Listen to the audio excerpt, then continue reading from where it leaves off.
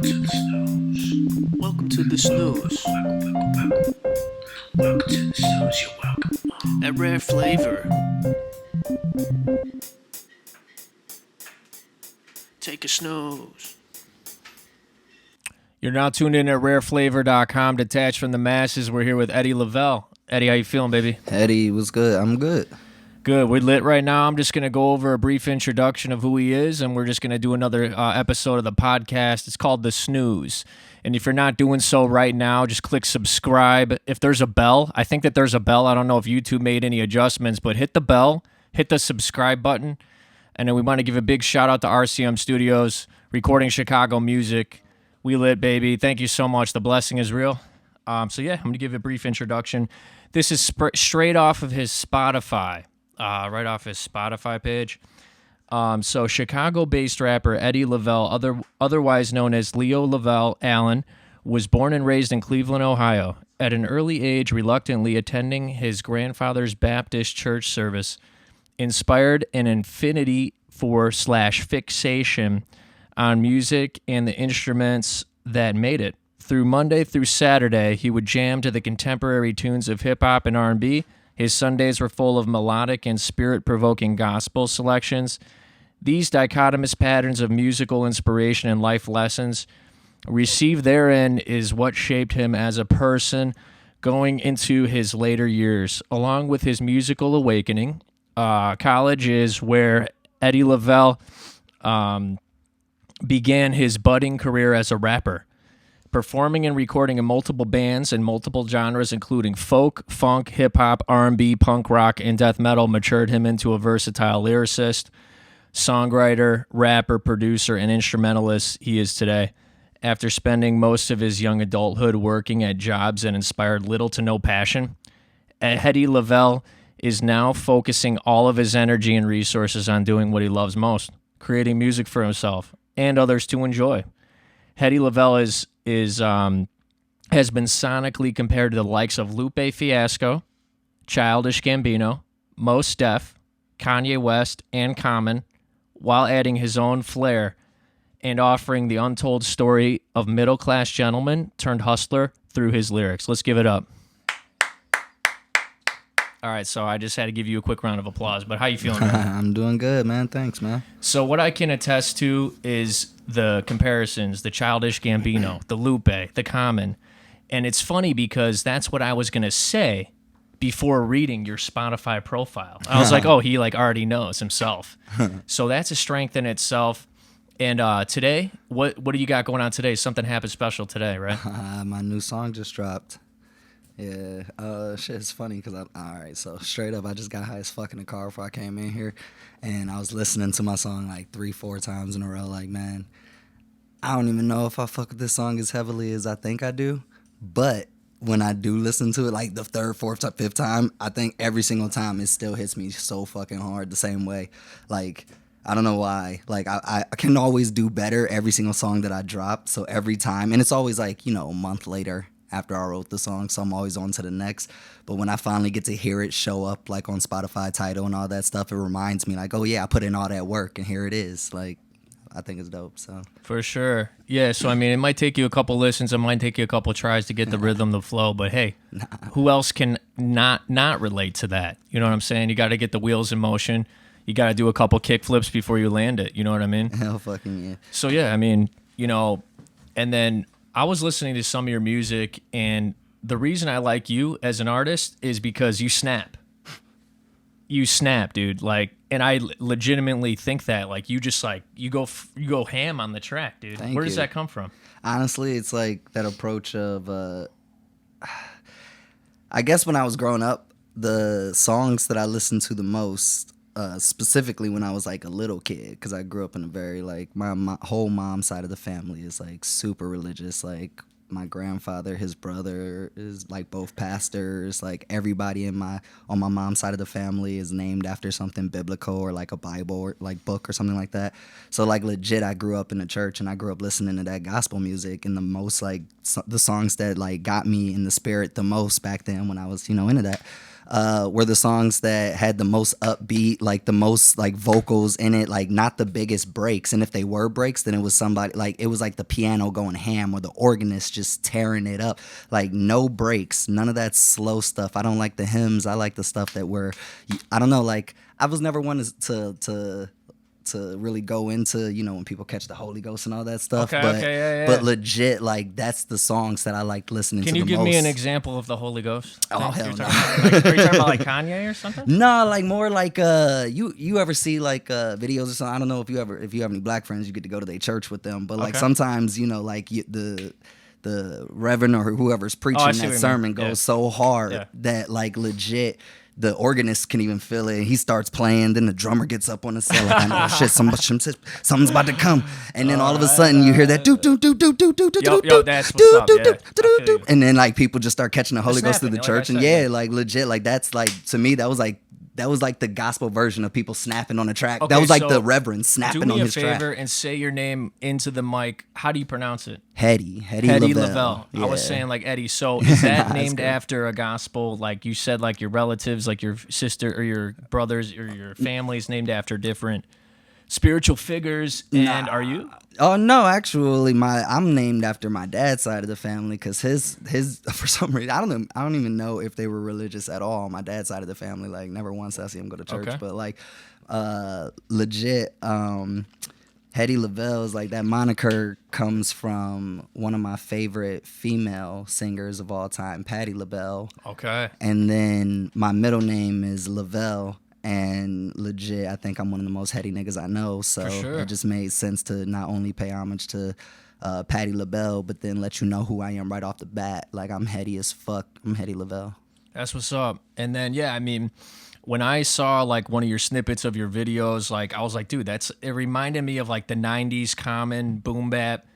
And there was a nugget of sound that I heard where I was like, this dude's special, you know what I mean? Like, this dude's like, deserves to be on a podcast, you know, at least a shot to, like, get some shit going, you know what I mean? Just to get your name out there more. And that's something that I'd like, you know, to bring to this blog is more, you know, just people that are just kind of, it's the blog before the blog, and it can be the blog, but we're just trying to get people onto the blog. You know, people recognize this. This is a big deal for us, it's a big deal, and we're super grateful for having you, and it's really dope. So, making music in Chicago, I mean, can you attest to anything? Like, what has the experience been like for you? I mean, what has stood out to you the most? What do you like the most about it? Like, honestly, well, like my frame of reference is pretty much Midwest based, but I grew up in Cleveland, Ohio. Like, spent some time in Detroit for a little bit. Like, spent most of my time as an adult in Chicago. But throughout that whole time, I've been making music, and like, you know, back when I was growing up in Cleveland before, you know, the pre-LeBron days. Like, Cleveland wasn't necessarily popping off the way that people around the world see it now. Like, we always thought it was the shit. Yeah. But, like, people, even from, like, Columbus was like, oh, you from Cleveland, that little town? It's like, now you know where we at. But either way, like, back then, it was harder to get music off the ground, not necessarily because of the competition, because it necessarily wasn't that much competition. It was more so because there wasn't so many people out there trying to make a name for themselves in the music game. There wasn't that many outlets or people trying to make money off of those people, so there wasn't that many recording studios, not that many great engineers, not too many places where you can go connect with other musicians at all. So the networking piece. Yeah, that part was just lacking. Like, if you had everything you needed to yourself, I mean, whatever, you can just be in Cleveland, but it's just another place in the world. But then, like, Detroit, it's the same way. Like, Detroit, Kid Cudi, right? Yeah, like, Cudi came from... Machine Gun Kelly. Both of them came from my suburbs, actually. Like, I grew up around both of them while they were growing up. And it's funny because, like, we weren't, like, neither of us were... I don't even know if Cudi and Colson were good friends at all. But I know that they crossed paths at parties the same way that I crossed paths with... Scott in the same way that I crossed paths with Colson. It was just like being on the east side suburbs of Cleveland. Like I said, back then it was so, like, for lack of better words, lame that we pretty much just like made a band together. Like, all right, we just gonna party our asses off together. Like, it's like nothing else to do. Dude, so you got to do that shit. You got to do that. You got to network. You got to collab. You got to get people out and moving. You know what I'm saying? You got to keep moving. And Chicago's good for that. That's why I like Chicago. Like, even when I left Chicago for like a year and a half, when I was deciding where I wanted to go after where I was at, I was in Detroit. I was like, where I want to go? Do I want to go to LA? do I want to go down to North Carolina, Texas? And I was like, you know what? I fucked with Chicago so hard. I'm just gonna go back to Chicago. Dude, you got the Midwest sound. I mean, we've been featuring a lot of Midwest artists lately. If you go on our website, look at the blog. We've been featuring a lot of Midwest artists. Several, but I will say there's the hip hop vibe from the Midwest. There's the real rawness from the Midwest, and that's a forgotten genre. You know, Nelly was from the Midwest. You know what I mean? Nelly, I don't know what he's got going on right now, but we just featured somebody on the blog. I mean, not to take anything away from you right now, but we just featured something on the blog. Nelly's nephew is on our site, and I was like, holy crap, dude, we got a feature with Nelly's website. And that's kind of how it happens. You just have to start off. You got to network with people. You got to get the music out there, collab with some people. And man. Dude, I forgot what's his name. I think his name is Cole. Dude from Lyrical Lemonade. Yeah, Cole Bennett. Yeah, Cole Bennett.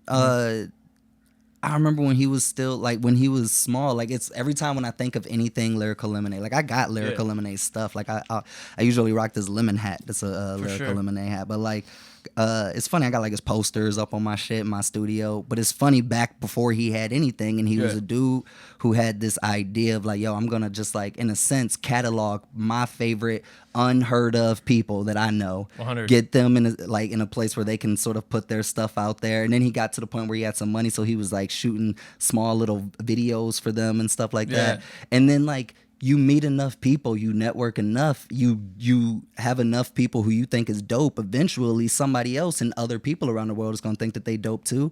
Those people blow up, come back, and then be like, yo, this was the first blog that put me on. I'm always gonna show love to the first person who let me like do something. And that's how he's got fucking Summer Smash now, killing it. ASAP Rocky taking it. That's exactly what, and that's a great concert. I went to that last year. Oh, did you? Yeah, it's fire. I missed out on it and I was salty about it. It's pretty fire. I saw Tyga, I saw Gucci Man. Nice. Trippy Face or Trippy Red. Trippy Red, he's an Ohio boy. He's a Midwest kid too. Yeah, Cincy. Dude. There's a lot of creative people that come from Ohio. There's something in the water.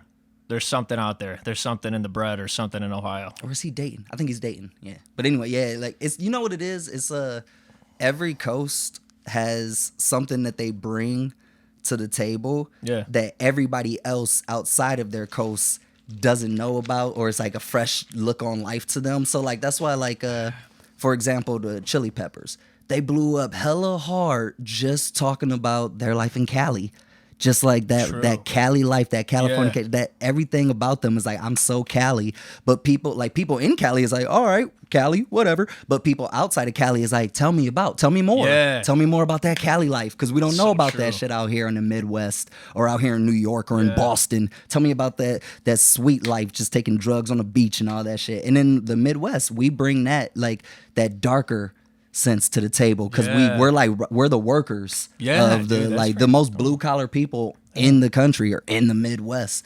And so I feel like even when it comes to the music, no matter what kind of music comes out of it, it's always shown like that blue collar mentality of like working hard, struggling and surviving to get to where you need to be. So maybe one day you might go out to LA or something like that. But it's funny how many people from the Midwest blow up and stay in the Midwest. True. Chance, Eminem, Kanye. Well, Kanye go crazy. He goes all over the world. But Lupe, like everybody, even the people who are the most like traveling people, Common, like they still come back to the Midwest, to their home, because they're like, yo, it's just something about this place that's more comfortable than anywhere else in the world. I could go to Tahiti right now and set up a camp and just live there, but I have a house in Chicago or I have a house in Cleveland. But this shit was dope because it's funny, like the juxtaposition of even like the people who grew out of rapping or the music, like not necessarily that they grew out of it, but they like sort of in a were like laid back, retired, like just stacked they dough and then just got out. Like Wishbone is like a funny like example of that. Same thing probably with like Ice Cube and like Snoop Dogg, even though he's still in the game. But like you could tell that like people who have kids now and they settle down, they literally are just like normal ass people, like normal dads. Like, and it's funny to see like Wishbone walking around like a normal dad. Like one day I'm gonna see like Kid Cudi walking around like a normal ass dad, because I'm sure he's gonna settle in the Midwest. Like people settle where they feel comfortable at, and the Midwest is a very comfortable place to be. I don't know why. Hell yeah, man. I mean, so like you were bumping Bone Thugs obviously growing up too, huh? Oh yeah, of course. I remember I got in trouble in I think it was second grade when we had to do a drawing project and you had to draw yourself as what you wanted to be when you grew up. Okay. And I drew myself. It's funny as shit. So I drew myself the way that like rappers were presented, like on like music videos. So the way that Bone Thugs and Harmony dressed and Jay-Z dressed and stuff. Yeah. So I drew myself with like baggy ass pants on, like a gun inside the like belts of the thing or whatever. I had a microphone in my hand and like a bandana around my neck or around, it was around like my neck. And like I was about to rob somebody like a cowboy. But like, I remember my dad got called and they like literally made a thing out of it. Like, yo, you need to talk to your son. This is not something that he should have like wanted to be. I'm like, yo, like looking back at it, I'm like, no, I know what the fuck I wanted to be. Yeah, I man. want to be a goddamn rapper. Look at what you did. You're on, Right? I mean, you're on the podcast. You're doing your thing. You're making music. Right. You know, you're glowing up, man. And that's what it's about, man. It's about fulfilling your potential, maximizing, you know, and snapping. Dude, you're snapping on the beat. What's your favorite type of beat? Is it more like the soulful, like common type of vibes, or is it more like this? Because what I hear from you, I mean, I'm answering your own question, but what I hear from you is like the technical, like Lupe Fiasco, like technical sound. Tell us about that. Honestly, like that Lupe sound, for some reason, I don't like the people who do his tracks, the people at First and 15th, like one, salute to them and salute to Lupe. But for some reason, like Lupe stays in the best work that Lupe has done to this point is, and I hate to like say that he's like pigeonholed himself. That's not what I'm saying, but he has this lane that he made for himself. Like he paved this lane of sort of like, it's like almost like a nerdy hip hop. Like if you were to intellectual, like if you would, like even if you were to take out all of his lyrics and just like take all of his beats and stack them, sort of like Run the Jewels beats, they have their own lane. You could just tell a Run the Jewels or whatever. But like Lupe, the way his beats are, it's like something that when you listen to them, you don't want to start rapping about shooting up people. You don't want to start rapping about like your money and your clothes. For some reason, when you listen to his beats, you want to rap about something more important. Like if you were to listen to the Daydreaming beat, you wouldn't be like, I told Gats and cook. Like, no, you would be like, yo, like you would hear that doom, doom, doom, doom, doom, doom, doom, doom, like it's just like that's something about that. It's like it's relaxing, but it also is like it's setting a stage for somebody to say some dope shit to. That's one of the best songs, I swear, that Daydream song. I remember I heard that in high school for the first time, and it was just unbelievable. It was like summertime, like you could be from anywhere and you hear that song in the summertime or something, like cruising with your friends, you know, at the old you know, radio stations, you know, you're chilling in the car with the cloth seats or whatever, you know, that music, just like bumping that song was unbelievable. And then meeting up with your friend. Yeah, I mean, I could go on for days with that song. And but yeah, as you were saying about the technicalities what of it is that I just had it in my head. It's like the beats themselves, for some reason, I'm into the, like, just like everybody else in the world, I have ears. And so, like, when I hear a beat that, like, you know, that beat that makes you want to jump on the dance floor, shake your ass if you're a girl or whatever, like, even if you're a dude, you know, the shoulder lean, whatever. If you hear that beat, any beat like that, like a Mob Squad, like anything like that, like 3 6 Mafia beats and stuff like that, like when you hear those, even like Meek Mill beats and stuff like that, a lot of Jay-Z beats, a lot of Kanye beats, you hear them and immediately you're like, yo, this song makes me want to fucking go off. But the thing about like Lupe and Common beats and stuff like that, those intricate beats, they're so delicate playing a line because not everybody can jump on that beat and make it hot. Like anybody could jump on that clap for a nigga with your trapping ass. Doom, doom, doom, clap for it. Like it's such a dope beat that everybody feels like they could freestyle to it. But when you throw on a Lupe or a Tribe Called Quest instrumental or something like that, like you got to sit there and think for a second about what the fuck you about to say before you go in on Lil that. Wayne like, could actually do it, but it's not. He's like, oh. Lil Wayne would like. Lil Wayne would be like, Lil Wayne would probably tell you straight up, like if I had to sit there and rap on like Lupe beats or on Common beats, Lil like Wayne I'd would be tear like, that shit apart, sure. but I'm gonna have to. My rapping style would be different. it would be more intricate just to For match. Because you got to think about it. When people hear, like, say, like Lil Wayne is a perfect example for someone who likes to take other people's beats and just go off on them. Because I feel like he'd be sitting in his car, hear a beat, and be like, oh, this nigga didn't do this beat justice. Like, I'm about to do this beat justice. And there's a lot of songs where sometimes I'll hear the beat, and I'm hoping that it's the Lil Wayne version. Yeah. But it's the Beyonce. Oh, like, yeah, or something like that. And I'm like, oh. Or like the Upgrade You freestyle. Exactly. Or like... But so anyway, but like, I guarantee you, when he hears a song that's like a Lupe or a Common song, he has to think to himself, all right, hold on.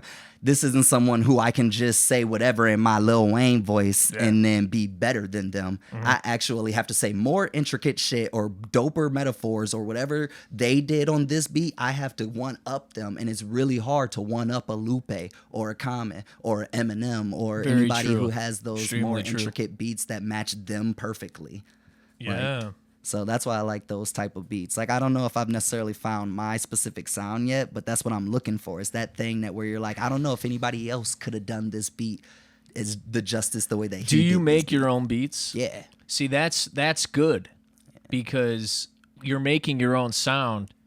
And like on the Vanta Black album, you know, the even some of the cliche, like, like in the, because I listen to some of your songs, and you know, even like you let the beat, you could tell it's a thoughtful process. That's what I'm trying to communicate, is that it's a thoughtful process, which makes sense. You know, that's how Lupe was. That's how Lupe is. That's how Common is. For sure. You know, the song, The Food. Oh yeah. That song, I don't know why I just thought of that, but that song is unbelievable. You know what I mean? And I just think if you keep focusing on what your sound is by doing it, you know what I mean? I mean, it's all cliche advice that you already know. You know what I mean? It's like, well, the thing is that it's hard because it's like this weird teeter-tottering dichotomy of like pretty much everything with any artistic endeavor where you're trying to make any type of money off of it. You always have to, at that point, now you're split between what do the masses like that they would pay for versus what am I trying to put out to the masses. Yeah, speak on that. Because I see a lot of artists, you know, like they're like really focused on the money and like, you know, I mean, speak on that. Like, because you don't seem like you're too focused about that. Like, you seem like you're just focused about the art. I mean, can you speak on that? Any advice to other artists out there? I mean, as far as advice, I couldn't really give much. But as far as like what I am going through, if anybody else is going through the same thing as an artist, is that like I try to stay on the side of I know what's hot right now, but I feel like if you really believe in what you're doing in your music, then whatever you're doing, even if it's not what's hot right now, it's gonna last forever because it's dope. Like if you feel that you're dope as shit, then you should be making what you think is dope as shit because it's not about like what's hot right now. There's a lot of songs still from the 80s that I still blast on my fucking stereo in my Jeep because that song outstood the test of time. It's not hot right now. If Biggie were to drop one of those songs right now, it doesn't fit into what's hot right now. But that shit is still fucking hot. It's funny you say Biggie. You know? I was just listening to Biggie.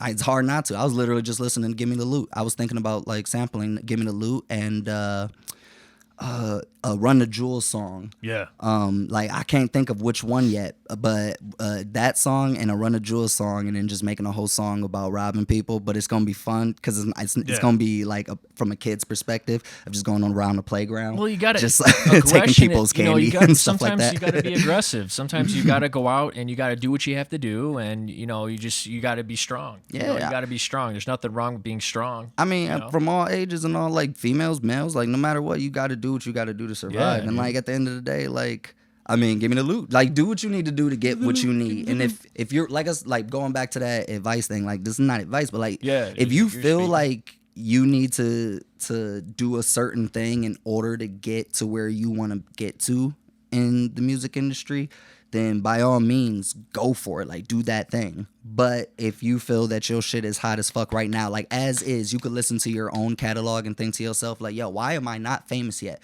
Keep making that and then just make it better. Every time you make a song, like make the next song better than that last song, but stick to the roots of what you were making. What is your favorite song? What is your favorite song that you've made? Because that's a unique question, I feel like, for artists. Like, what is your favorite song? Honestly, like, I mean, it's hard because there's the bias of what people like. So I'm happy for the success of Kipo. For sure. It is one of my favorite songs. That's one of your latest, right? It's actually I made that like right after I dropped Most the album. recent. Yeah, it's probably like 3 songs ago or 4 songs ago. But yeah, but like I don't know, I'm just dropping singles at the time. I'm not trying to work on an album just yet right now. But like I think Kipo, just because like the words to it, I just love it. But the song that I'm just like I say, every song that I work on, I think that's better than all like anything else that I've written thus far. Yeah. So like then when I listen to old stuff, or even to me stuff that just came out today, I'll listen to it and I'll be like, oh, but man, if I only made that, if I would have waited to make this song, it would have been so much doper. Because the song that I'm working on right now, I can't wait till y'all hear that shit. And then like really when that comes out, I'm gonna be working on another song or something else, and I'm gonna be like, man, if only I waited to make the song that I'm working on right now. Because dude, the shit that I'm working on right now, that's what like it, I mean, it's a good feeling to have when you feel like you are doing better and better. Yeah. But it also, every time when you feel like you've done better and better and better, and you still haven't got to that point where you want to be at, like say in your career, For sure. or money wise or whatever, like you sit there and go like, all right, how much better do I have to fucking be? Because I feel like I'm the shit right now. But at the same time, you can always get better. So it's like, True dude, that. just keep on making music. No, and if you try to copy other people's style, that's my point. Is if you're trying to do what is hot right now, or what even with somebody who has longevity in the game, like Drake or Jay-Z or Eminem or something like that, if you try to copy their styles or try to do what they did to get to their success, you're gonna fail. The reason why they succeeded is because they was the first ones to do that shit. Like they set a precedent, they set a standard, and that's how they'd set their longevity in the game, because they paved their own lane. You gotta pave your own lane. As far as the Like, uniqueness of their music, however, I think there's certain things that you have to not necessarily copy, but you have to mimic success. You know, there's what always successful formulas that people you have need done. to You adhere have to to. like put in the work. You got to put in the studio time. Sometimes you have to go put out mixtapes. Sometimes you Exactly. gotta, sell your mixtape until people The hit hustle. you up. You know, the hustle. Copy the hustle. That's yeah. what you want to do. That's what I needed to say. It's is all right. Stick to your style, Yeah. but copy your favorites. And you're not going to know hustles. everything. And that's Right. something that's going on in society, where it's like you're not going to know every single right thing to say. They didn't know and what there's to no say. correct way. There's a bunch of different ways to make it, and there's a bunch of different ways to make a good song. And it's just a matter of what you mentioned is the unique creativity factor. That piece is so vital, just for the overall enjoyment. The overall enjoyment piece, the overall enjoyment factor of like, hey, I like this song. It's lasting a long time, and it's like you could listen to The Clash, or like something from the 80s that's like still lasting a long time. And it just is just more fun. It's just more enjoyable that, your music did that. You know what I mean? Yeah, for sure. Absolutely. It's funny because like I was thinking about how if you want to get to the point that Jay-Z is at, or Kanye, Okay. Yeah, or we're Cudi saying or that. whatever, like for sure, those motherfuckers were looking at other people. True. Going, what did Oh, they yeah, Drake, do? are you kidding? Yeah, like, he's always looking at people, yeah. Gotta look at other people and be like, what did they do to get to where they're at? But at Yeah. the same time, they didn't copy their style. True. And like, Except, didn't he do that Soldier Boy, kiss you through the phone? Didn't Drake do that shit? When Drake is a Soldier different Boy story. was I don't- like, no, I'm just kidding. I'm not gonna say anything bad about Drake. I'm just kidding, man. I'm joking, but I'm I joking don't around. really necessarily. I'm not the biggest fan of people who can't 100% under oath in a court of law be like, motherfucker, I wrote every single lyric that's come out of my mouth. Yeah. Like, I don't know why. For some reason, hip hop is like, it's its own like genre. It's the only genre of all of music where if I find out that you didn't write what you said, like if you didn't come up with Yeah. it from your own head, I get mad at you. Like if like Mariah Carey, if somebody was like, every single song that Mariah Carey sung, she never wrote one lyric, I'd be like, I don't give a fuck. Yeah. Her voice is angelic. Like it's not about and the song itself was still dope. So How it do you got feel out about there. the collab though? Like, what it? Because like, look at like if you look at like credits on like a hit song, you see like 15 other people I that hate helped. that You don't shit. like that at all? I hate that. Well, like the thing is that sometimes I've found. Because I get what you're saying. I've found in the music industry though that in the business it's kind of fucked up. It's just like in movies, like that executor or executive Okay, producer yes. credit, Yeah, like yeah. that you see on shows. Like sometimes it'll like you'll see like 14 executive producers in a row. Like Yeah. all 14 of those motherfuckers didn't do shit. You know what they did? They came by when they were shooting and they were like, you know what? It'd be funny if instead of him saying this, maybe he said that. And then now they got an executive producer credit on the entire movie because they just put in their 2 cents. And like most of the time they're in a position of power where like the people feel like they have to do what the person suggests. Yeah. So it's like their easy way of going, how do I make more money off of this? Oh, I'm just going to get an executive producer credit by telling them, hey, I think it'd be funny if we added a dog in this scene. Or some dumb shit like that. But music-wise, I feel like that's how it is. Like somebody will come in and be like, "Yo, you know what would be hot is if you just added this like ding in the thing, like doom doom doom doom doom doom doom doom doom doom doom doom ding doom doom like, and then the person is like producer or like whatever on that. It's like, yeah, but you didn't do shit. You just added one little note. Bell, yeah. But like when it comes to songs where like, say for example, was it Baby, Justin Bieber? Yeah.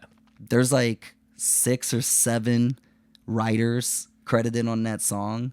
And it's like, really? Yeah, it's like legit. Like, how fucking many people did it take to write a song that literally is just baby, baby, baby? Oh, like, did one person go, we should say baby? And then another person was like, yeah, we should say baby again. And then somebody else was like, no, do it one more time. Like, and they're like, all of us, we're getting writing credits. Kick drum. Yeah, like it. So to me, I think that was just people getting in on the action. But like when it comes to, say, for example, Drake, I feel like other motherfuckers write his shit sometimes. Yeah. And I feel like at that, like you shouldn't. I'm not defending him, but I feel like when you have so many business ventures going on, he's probably got drama going on in his life and he needs like another verse or another song. It's like, just hook him up, you know? It's like, that's what makes it more believable that he has. He still has to work at it. He still has to put the vocals out. He's, you know, people got a lot going on in their lives. Right. Like, I don't know. Like, it's like, let's say, what's his name? Jackie Chan. Yeah. Jackie Chan did... The song by Post Malone? Or No, the actual Jackie Chan, the actor. Yeah. This motherfucker did all of his own stunts until the end. And that's why you don't see him acting anymore, because he decided that he's not going to be doing all those kung fu movies if he's not doing his own stunts. He's past that time. And so, like, legit, every single Jackie Chan movie that you see, every Rush Hour, what was it? What's the drunken master or something like Beverly that? Hills Like, Ninja? No, it's one where he's literally just like wasted the whole fucking movie, but he's a dope ass. What is it?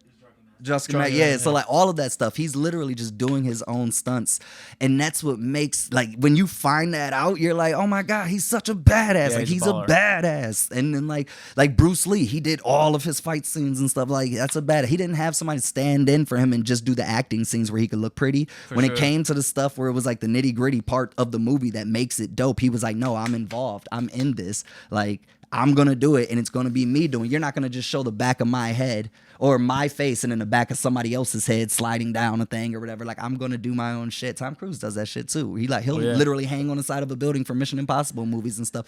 And it's cool because it's like, dude, you do your own shit, and you don't have to.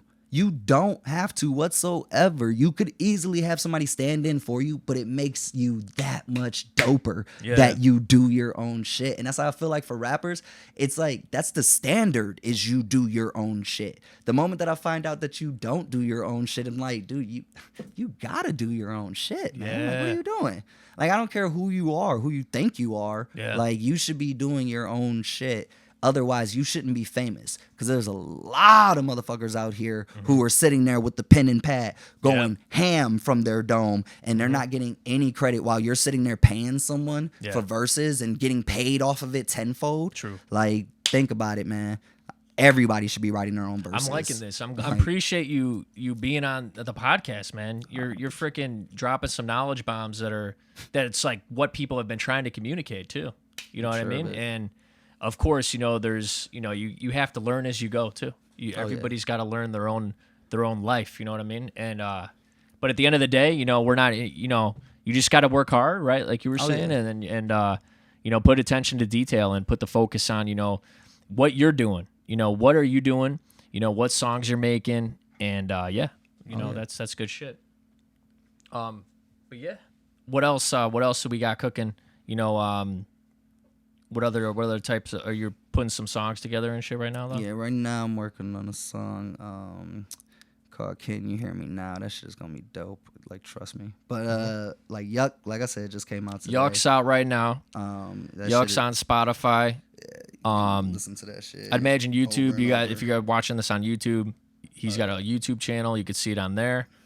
Yeah, and right now what we're doing is we're doing a mixtape on the site rareflavor.com. Oh, nice. We're putting that together. Feature some artists on there, and yeah, we just want more people to get on the site, more people to collaborate. If they can. Because it sounds dope to hear a verse from somebody and then have somebody else on the hook too. Oh yeah. Any features you've done or any collabs you've done? I've done a couple. Like right now, I'm kind of sticking to myself, which is weird because I also want to collab. I want to, but Yeah, I've but been you sticking to got myself. to stick to yourself for a period of time, right? Yeah, but like I've worked with Apache Gross. Okay. As you know, I've worked with Pugs Adams, one of the All right. dopest rappers in Chicago. Yep. Like probably in the Midwest. He's to got be some honest dope with fashion you. stuff too, right? He You like does. fashion? Can you speak on the fashion? Oh my goodness! Like, well, I could talk fashion for days. But Just a like, little glimpse? If you, I don't know, like what you want to know about the fashion. what do you feel like? Because that's got to have an impact on your music. For sure. Honestly, it does. You got that one song where you're mentioning BBC, yeah, I just- Tekashi. Yeah, I try to. Well, like the fashion is what keeps you.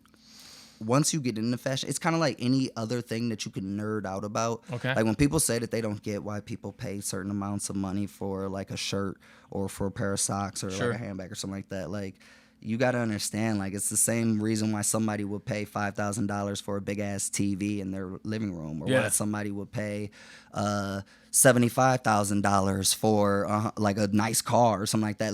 It's not because you can have it necessarily. It's just because once you geek out about something, you're willing to put anything on the line for because you want it. Like Yeah. you know, once you know cars, you can't just stop at having a Toyota Corolla. If you know cars, like if you like, Quality. even if you just take classes like learning how to build cars, once you know a car inside and out, Yeah. you literally will look at cars different, and you'll understand why people pay so much for a Lamborghini because you look at a Lamborghini different. You're like, dude, the craftsmanship. Same thing with the music Like, too, right? Yeah, and it's exactly like that. Like, and with the fashion, that's how I feel. What it Yeah. is with fashion is that like, when you get into fashion, you nerd out about it. You'll pay whatever for it, but then you learn.